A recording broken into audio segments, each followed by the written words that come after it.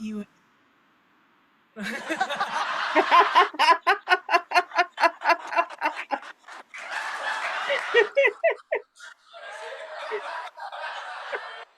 And should I be seeking employment with the Anglican Church now?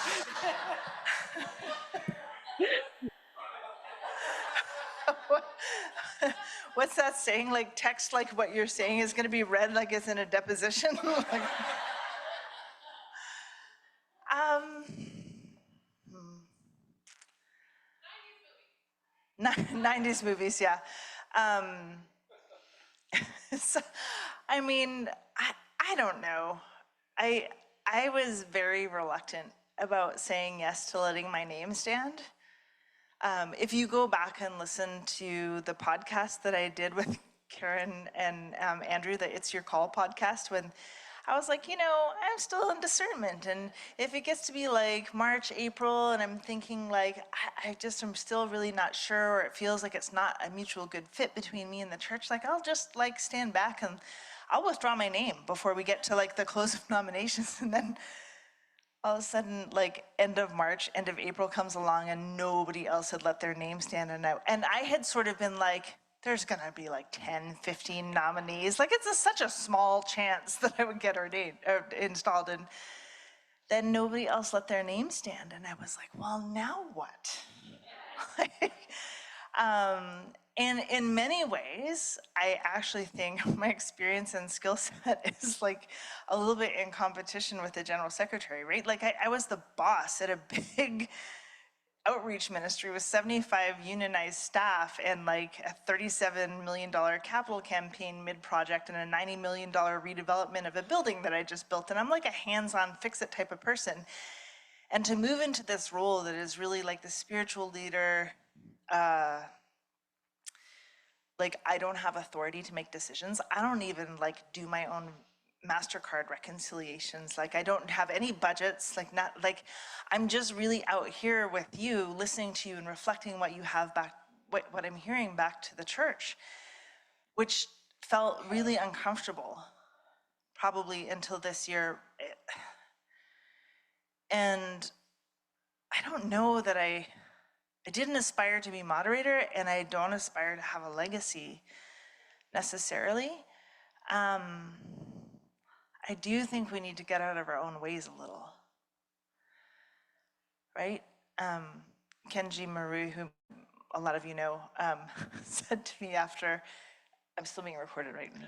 Okay, said to me after my talk this morning, moderator, only you could kick our asses so hard and get a standing ovation. And that's not the legacy that I want to leave, but I mean, if I leave some little gold flecks on some tushies, like, I don't know, I'm kidding. I mean, I feel, somebody in Canadian Shield region said it this way. In the 1980s or like the late 1970s, there was this resource, this congregational resource that got put out by UCRD about how to let your congregations die with dignity. And they are like, I feel like that's been our playbook for the last 40 years.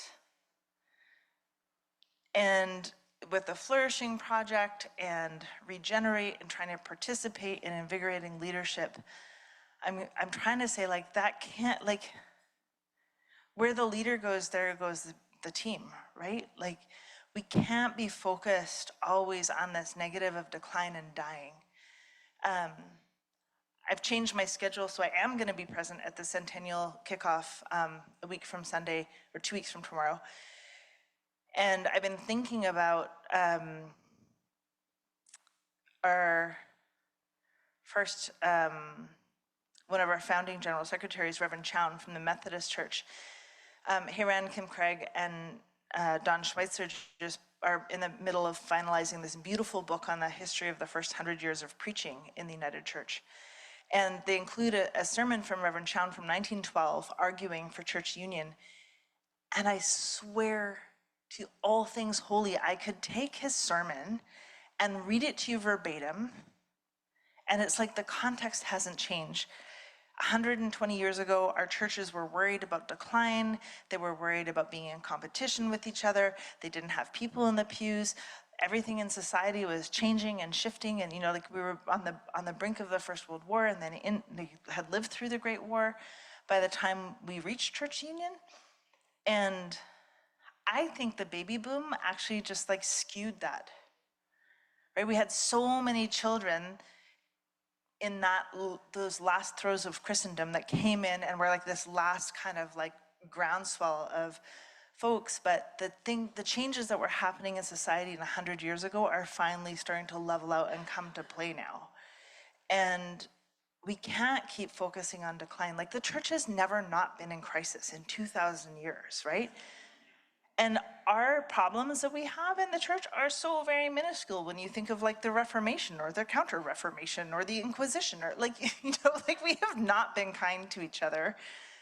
And we have been very, very positional throughout Christian history, like the Crusades.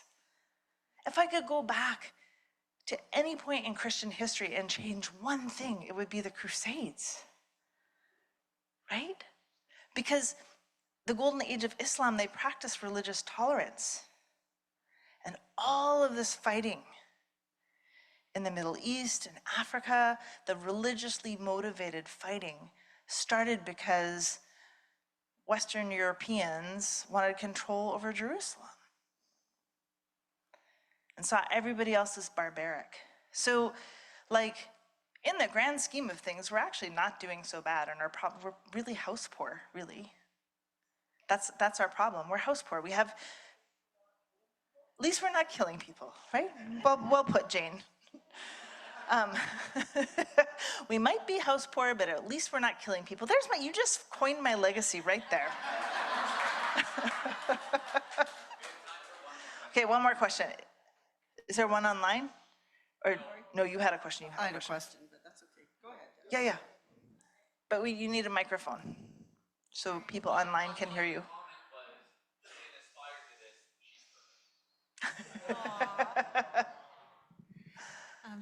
Hi, Carmen. I'm Hi. Debbie McMillan. Hi, Debbie.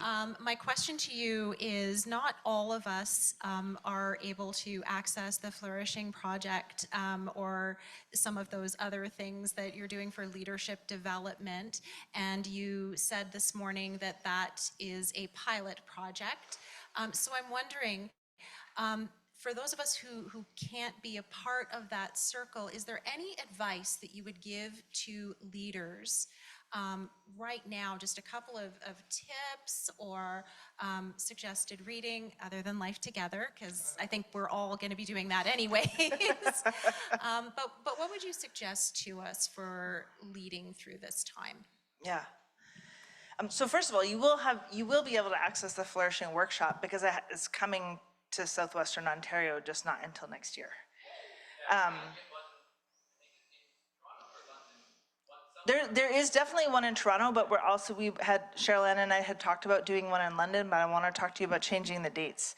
So anyway, I tried to avoid like Advent and Lent and like times that were busy and regional meeting times. So that will come here. So in terms of reading, I mean, I think one of my strengths is learning, and not just like I read voraciously across like a huge range. Like, I mean, I read macroeconomics, I read business leadership, I read like Indigenous fiction, I read romance novels, I read poetry.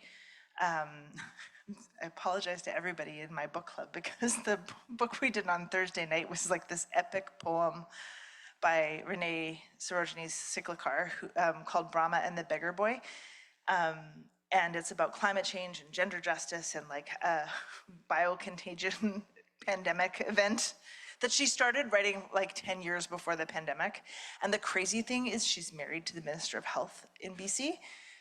They're members of the United Church. She's like my shout out other United Church folk. So, I mean, part of how what I'm noticing with our Regenerate participants in the leadership development program is they're very disciplinary focused, right? Like in our first residency together, the question was like, but moderator, how does that relate to the Bible? Or like, but how do you translate that into church? And we hear it in general counsel, like when Eric Matheson proposed the self-capture insurance model, somebody actually asked, like, what's the theological and biblical rationale for that? And I was like, are you freaking kidding me about insurance? Like, it's a legal requirement to have insurance, or it's just smart. But we do not need a biblical rationale for how we're gonna insure our buildings. Like, surely. Not that I have thoughts about that. So I mean, I think it would be reading broadly. I love Marcus Buckingham as like a people operations thought leader. There's some really great, there's a really, really great book that we're actually gonna use in Regenerate next month called The Sustainability Mindset, that's around finance and accounting and how do you make mission, not, let's use a different word, purpose-driven decisions. They have this, I love a good 2x2 like quadrant matrix thing. And so they have this matrix where you measure impact and financial sustainability on 2 axes. And so if something is high impact and easy to generate revenue for, that's sort of like your gold star program. For me at First United, that was my legal advocacy practice. It was easy to fund and very high impact. If you have something that's low impact and hard to fund, like in that quadrant, we have the stop sign, like just don't do it. It doesn't add value and it's hard to raise money for it, cut that program. Or if you can't get volunteers and it's low impact, don't do it anymore. Put yourselves out of your misery. The things that are very high impact or really core to your purpose in your ministry, but are hard to fund, those things are like your heart sign. And with those things, you know that you have to raise unrestricted revenue to cover it because it's hard to fund on its own. And in the bottom quadrant, it might be low impact, but like easy to raise money for. And at First United, that was our meal program. So that was our money tree, right? So if you think about analyzing the programs in your ministry in a way that looks at how do we make sure that the things are really core to who we are, get the funding that they need? How do we know that we're saying yes to right things, no to the right things? And then using the surplus in some areas to fund deficits in other pieces, that's sort of like you develop the sustainability mindset. And that's probably one of the biggest ones. And then Essentialism by Greg McEwen is another one that they're reading for October, which is around priority setting. And in the preface, he points out that the word priority was not pluralized until the 20th century. Because we often talk about what are our priorities? And he's like, if you're asking that question, you've already kind of missed the point of a priority. Yeah.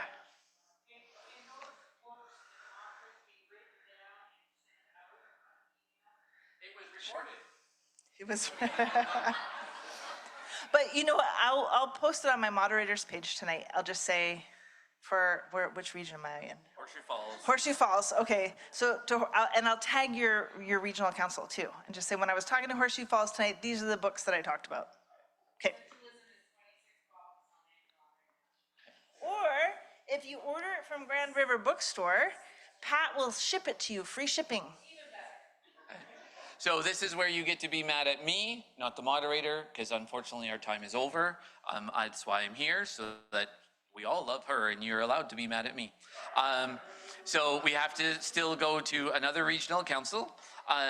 So 2 things I wanted to say was, if you would like to get as moderator said, the text copies of the other things that she was saying in the other room, please email Sue, and she will make sure you get that when we get it. And also, By the other things in the other room, he meant my theme talks. yes, it's been a very long day. Her theme talks that were amazing and got a standing ovation for kicking our asses. Those ones. If you want that, those also were recorded. Also, tomorrow morning, 9 a.m., you are back here. Okay, and also, I made a mistake yesterday and I apologize, but if you are staying off site, you can come for breakfast. I'm sorry if I made that mistake yesterday. That used to be a rule and it changed and I didn't double check it. So I apologize. You can't come for breakfast tomorrow. It starts at 7:30. I think that's everything. Okay, we have to run. Thank you. Thank you, moderator. Thank you.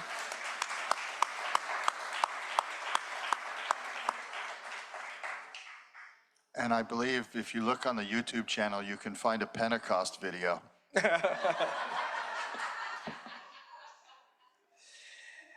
There are two pieces of business that we have to do before we close this evening. And one is hear from our president-elect, and the other is there's a proposal, I think, or two that should come to this meeting. So we wanted us to do that, and then we are free for the rest of the evening. The president-elect, the one person who offered an expression of interest to serve as president for 2025-2027 is Reverend Sula Ann Kosaki. Sula joined United Church of Canada in 2001 after immigrating to Canada from the US. Her educational background was in molecular biology and biochemistry, and her goal at the time was to have a career in genetics and genetics research. Shortly after joining United Church in Grimsby, she started to volunteer as a Sunday school teacher, youth group leader, and puppet ministry leader, as well as acting in the chancel drama group. In other words, she became a full-time church volunteer. In 2008, she began ministry discernment and then completed her MDiv at Emmanuel College in Toronto. And while still in school and after her ordination, she studied with the Canadian Association for Spiritual Care, completing 4 advanced studies in CPE. She worked also as a spiritual health specialist in William Osler Healthcare System in Brampton, Ontario, for 9 years. In 2018, she was certified by the Mindfulness Without Borders as a mindfulness program teacher.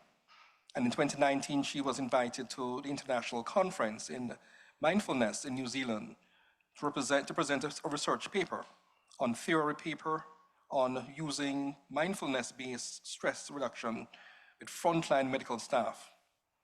In 2020, she accepted a call to the Smithville United Church, where she has run grief support, anti-bullying, and mindfulness programs up until the community, open the community to that reality. Since 2021, she has served as commissioner on the Discipleship and Justice Commission, and in 2023 moved into the role of chair for the same commission, and serving as a Discipleship and Justice representative on the executive now. She's passionate about mental and spiritual health in church and community, and communication, and relationship within the church.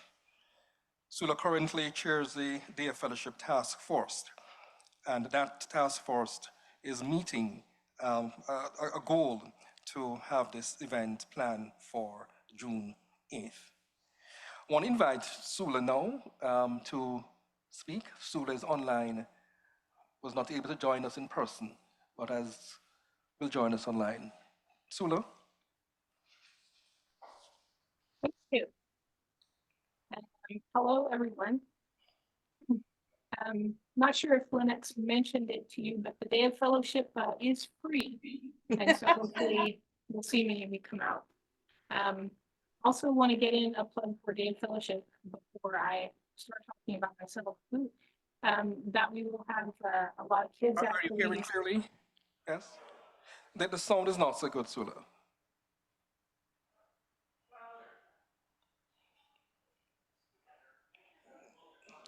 Okay, just go ahead and then just up the volume a little. Yeah, go ahead, please. Go ahead.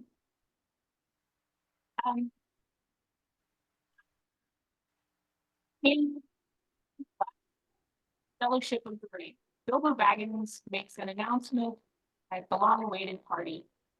He says to his guests, "I don't know half of you, half as well as I should like, but I like less than half of you, half as well as you deserve." Sometimes how church is. We gather, most folks are our friends, There's a few over there we don't really know, a few over there we don't really like, but here we all are together. We come from a long and proud tradition of people who have had to put work into fellowship and relationship. 99 years ago, officers from the Presbyterian, Methodist, and Congregational Churches of Canada signed the Basis of Union and created the United Church. It wasn't easy. It was 26 years of work and meetings and votes, slamming doors and walking away, and then starting over. Why did they do that? Because it was important. From the 1904 statement from the working group, the belief held by these churches in common that the church is the body of Christ, that Canada's deepest need could be met only by Christ's gospel, and that preaching the gospel would be more effectively accomplished through union than as separate religious bodies. They committed to work together for the good of those in Canada's deepest need. Over the past year, many of us have participated in not one but two defining processes: the 5-year evaluation of the regional council structure and the remit to create the autonomous Indigenous church. There was a lot of communication. And one thing that we learned from all that communicating is that our relationships between churches and between churches and the regional council are weakened. There's both disregard and mistrust of the region, which becomes a barrier to participation, and then people in congregations feel disconnected and powerless. That's what we learned. We who worked on the remit also learned is that even one single personal contact, one phone call, one visit, one conversation can make a big difference and can start to build or rebuild a relationship. So there's a lot of hope. I have often heard the sentiment expressed. People wish church could go back to the way it used to be when they were younger and churches were full. I want us to be more like we were 100 years ago, to relearn why it's important to build relationship with people we know less than half as well as we should like, and we like less than half as well as they deserve. To re-engage our own mission and identity as a united region, based on what they told us in the beginning. Canada's deepest needs can be met only by Christ's gospel, and we can preach and live out the gospel better as a united church than separately. Canada's deepest needs are housing and mental health care. There's a housing crisis which is not visible in overburdened shelter systems and people sleeping on the streets, but it's also far deeper and more pervasive than what is visible. The World Health Organization calls mental illness the #1 threat to human health globally. Anxiety about financial and living insecurity, depression, loneliness, work stress, burnout, grief, hopelessness, trauma. Every family is impacted in the state of mental health in Canada. The good news of Jesus Christ is that God loves us, and the commandment of Christ is we love one another. Not have love or feel love. Jesus didn't treat love like a noun or thing. John 15:17, this is my command to you, that you love one another. Subjunctive, active, second person plural. Throughout the gospel stories, Jesus showed us what it is like to do love, the action. He came, saw, said, went out, taught, healed, commanded, preached, walked, traveled, ate, answered, went up, raised, forgave, knelt down, watched, cried, picked up, touched, drove out, called, explained, blessed, drew a line in the sand, stood up, fed, suffered, changed, died, here. Jesus loved as an action verb, and he commanded us to do the same, to love as an action verb. If I am affirmed as president-elect of the region, healing relationships and uniting congregations with and through the region is my passion and my focus. But I cannot do that alone. I can't create a relationship for anyone, but I can create a relationship with everyone. This is a call for all hands on deck. Relationship has always taken work and it will always take work. I will do everything that I can to facilitate an environment of openness, transparency, communication, accessibility, and trust. Canada's deepest needs require of us now that we reunite, get our act together, and we do love. Go out, hear, kneel down, watch, draw a line in the sand, maybe even change. That's a scary one, I know, but that too is an act of love. Do love is terrible grammar, but it's good gospel. And there is so much love that we need to do. We will need each other. So let's get to work. Thank you.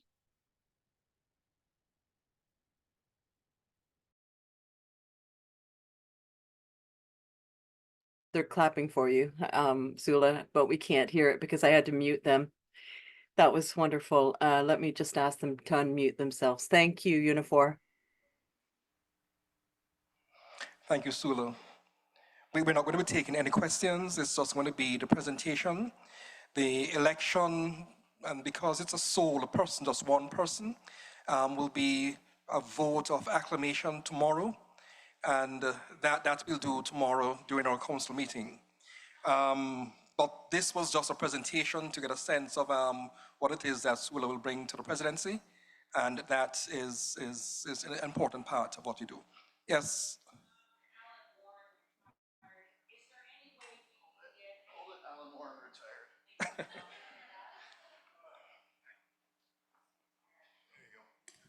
Alan Warren retired. I had a hard time understanding that because of technical difficulties. Is there a printed copy of that that again can be sent out to people who attended today? So, because there was lots of good stuff in there and I'd like to read it. Sula? She said yes. Is Yeah, that, can be I done? can send it to, so persons can see that before they vote tomorrow? Yes. And what route will that come? On websites, somewhere? How will people get that? I'm not sure, but we'll figure it out in a few minutes. Well, speak with Michelle and figure it out and we'll be advised, all right? Does that help? Alan Ray retired? Any other questions? And not questions to the speech, but questions about the process?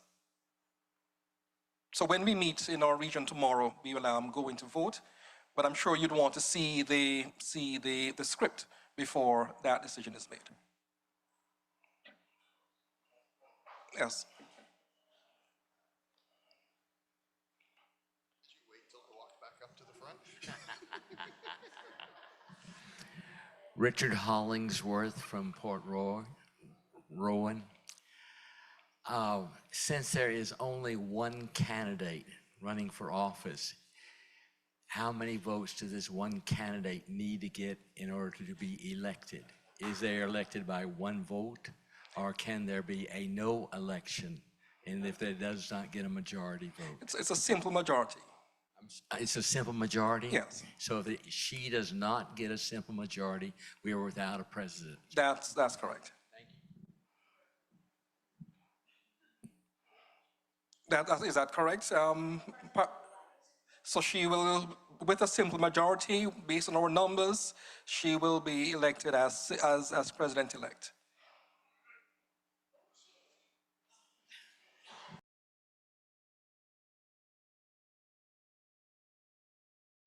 Sula is the only name standing. Wouldn't she not be acclaimed? Would she not be acclaimed?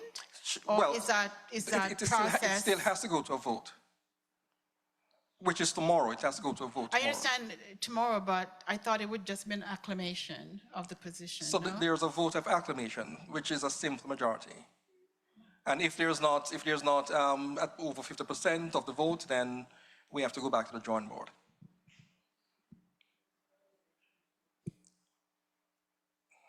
Yep.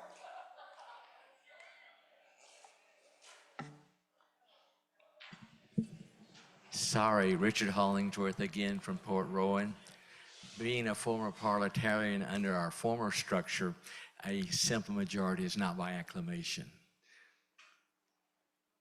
If there is no opponent and you have already declared that there will be an election and if there is no opponent, then that person is already elected. So if you have already determined that since there is no opponent, she is already elected.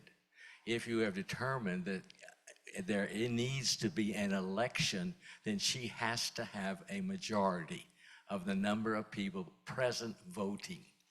And that's not acclamation.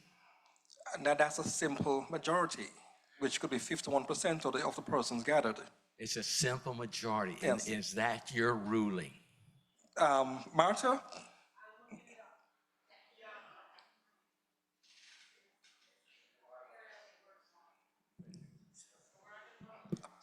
Other question there? Yes?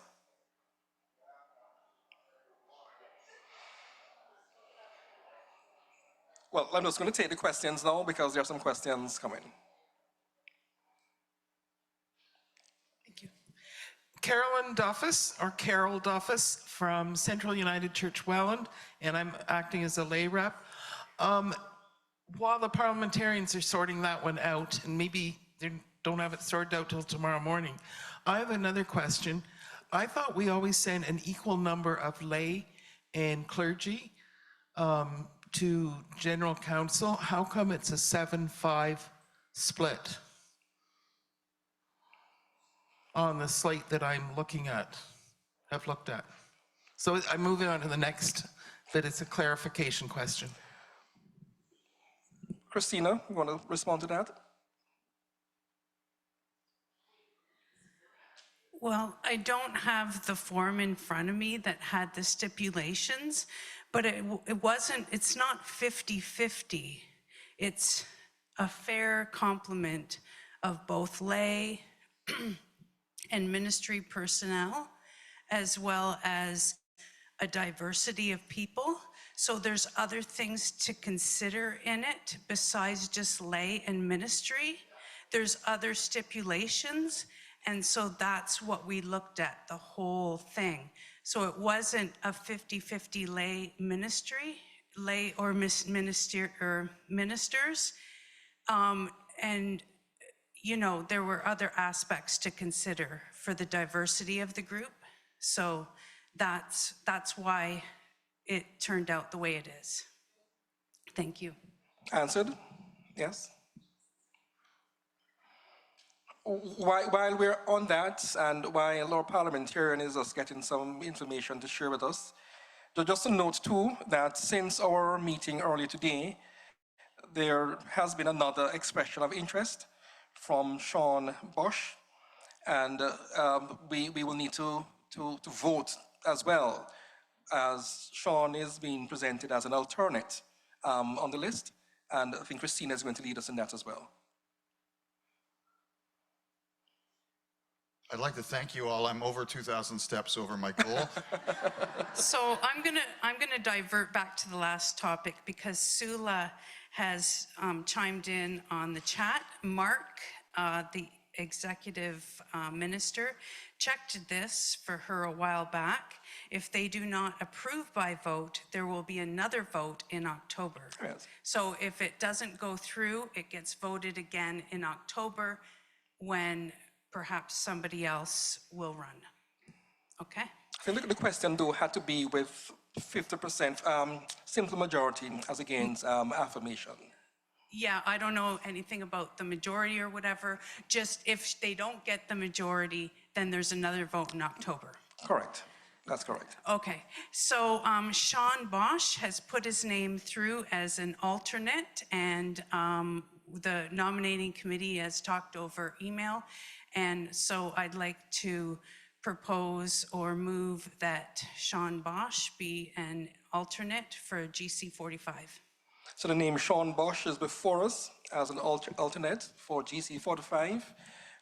Any questions about the name? Any questions? Is Sean here? He was here earlier, but no longer here.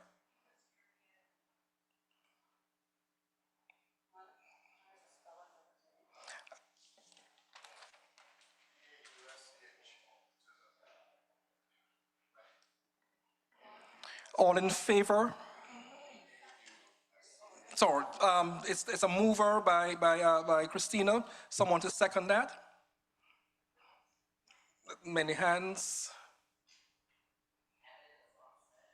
Evan Swan Smith. Folks online, And we taking those online as well? can you please raise your hand if you're in agreement? I need to see if we have a majority. Thanks, Kate, Scott. Great. All in favor? Yep. Okay, great. Any against? Anybody against?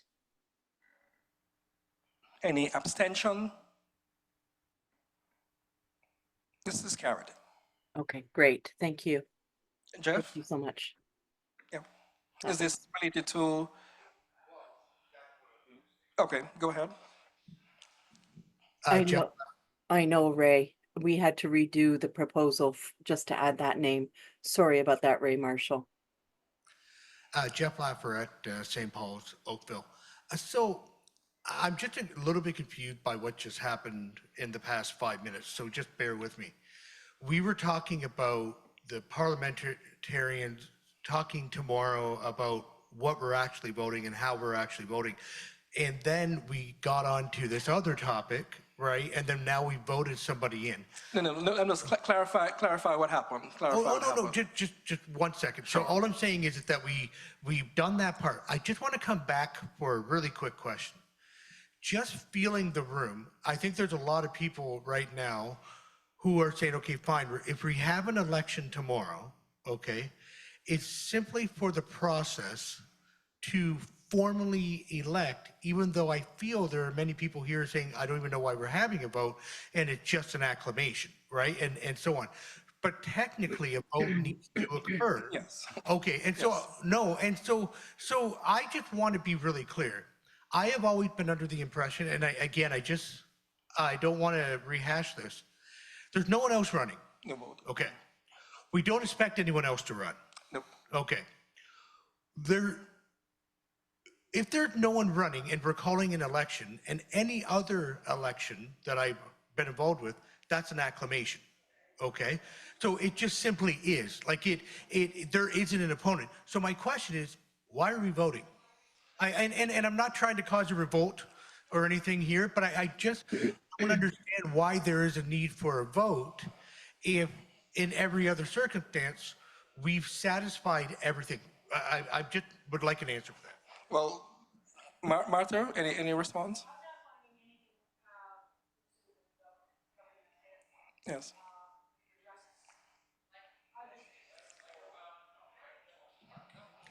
I'm not finding anything conclusive in our Horseshoe Falls Regional Council Governance Handbook. On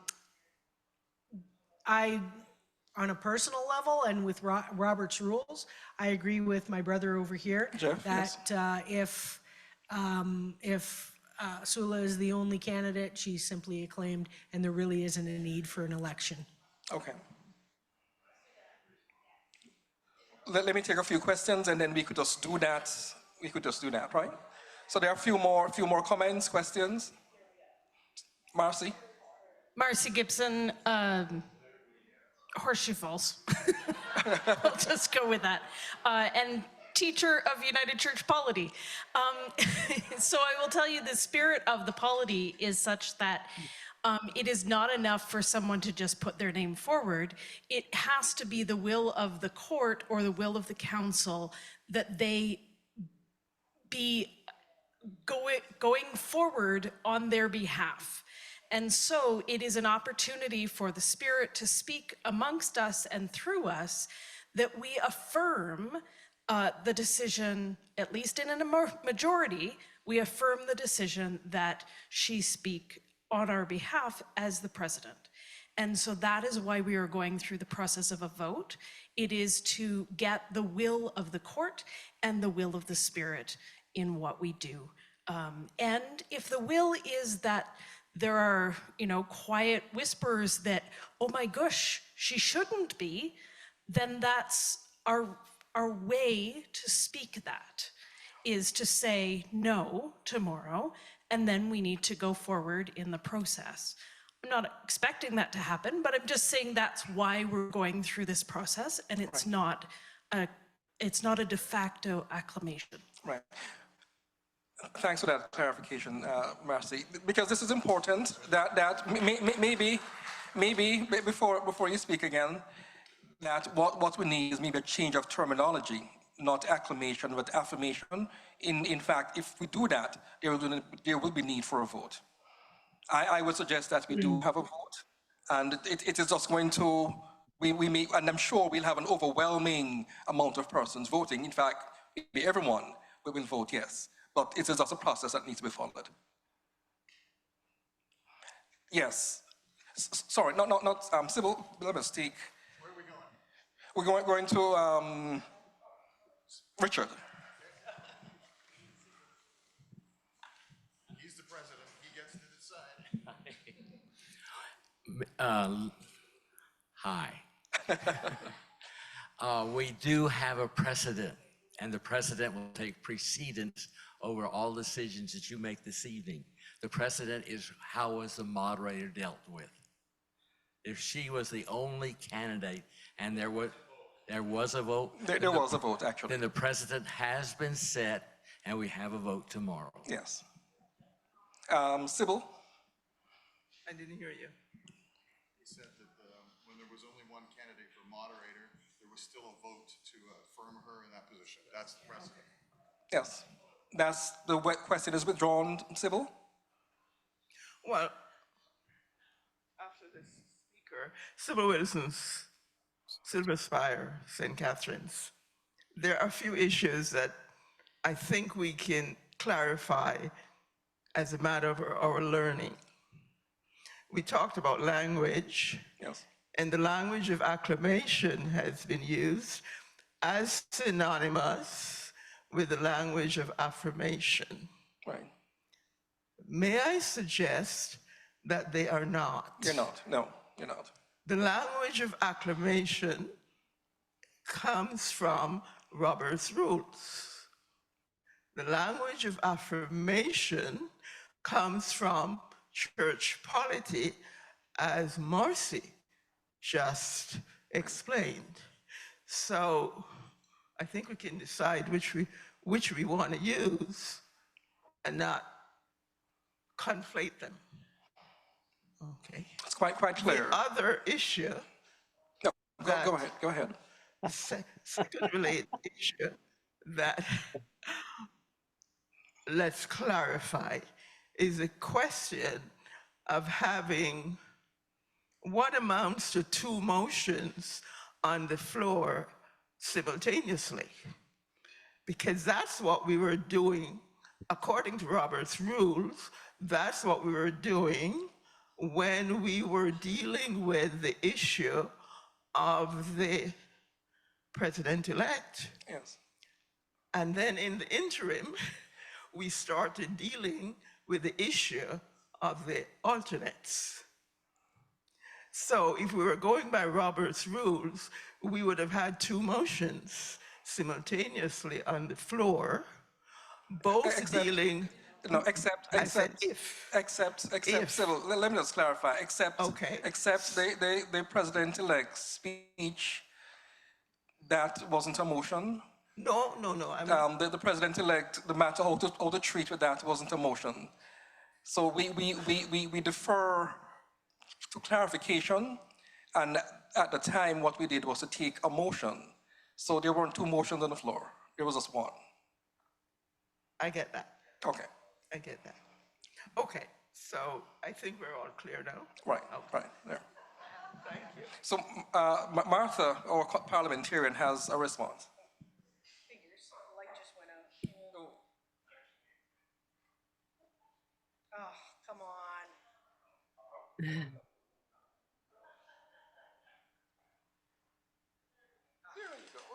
Zach.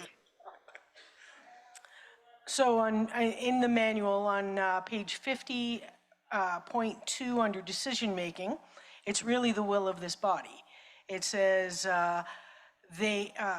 a bunch of preamble stuff, and then they decide themselves, that's us, how they will vote in any manner. They are not bound by the opinions, directions, or previous decisions of the body that elected or appointed them. So it's up to, I think, this body. If you want to move to have a vote of affirmation tomorrow, we can entertain that motion. If you want to acclaim Sula in this role, I think you can do that too. Either way, you're still voting. What's the mind of the court? What's the mind of the court? So I'm hearing a number of things, but I'm also hearing that we should have this vote, and that will be done tomorrow, and that will be a vote of affirmation. Mr. President, if I may just suggest, Mark Winger from Stony Creek and Pioneer Memorial Churches, best practice is usually the essential thing that has to happen is there has to be a question and an opportunity for the court to ask any questions. So I would suggest it is best to have a motion on the floor, obviously with one candidate, but it must be that the court has an opportunity to ask any questions. Once the motion is on the floor, that gives that the opportunity. Then we vote.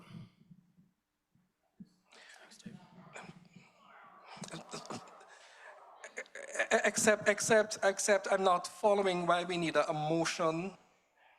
And if you're going by precedent, then it would be that the speech is made and that the election takes place.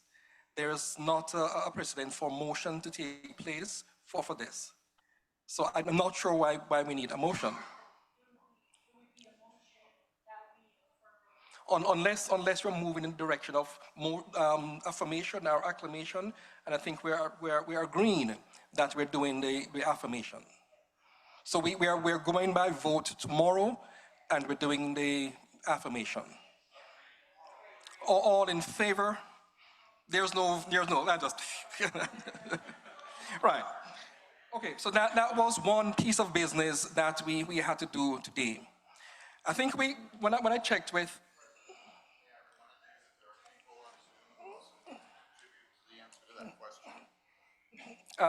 Michelle, are there any comments, questions online?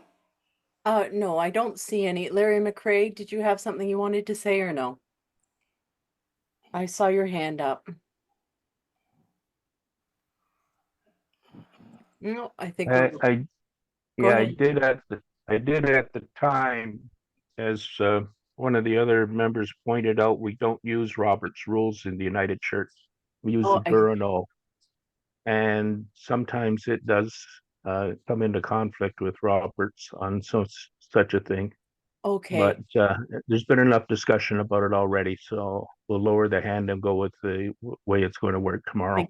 Thank you so much. I appreciate that for my own learning. I appreciate that. Thanks, Larry. Is there anyone else, Mitchell? No. No. Agreement to do the affirmation. Tomorrow. There was another piece of business that we wanted to complete this evening, but my record shows that we actually did that early today. And that was deal with proposals for the executive and commission slate, and we had that done earlier today. So I think we're done. Is there anything else for today? No? So our chair of agenda and business is advising that there's no other business for which means that we are off early tonight, and we resume tomorrow, as Executive Minister Mark said, 7:30 for breakfast, and that we come back here at 9 for the resumption of our council meeting. Have a good evening, everyone. Bless you.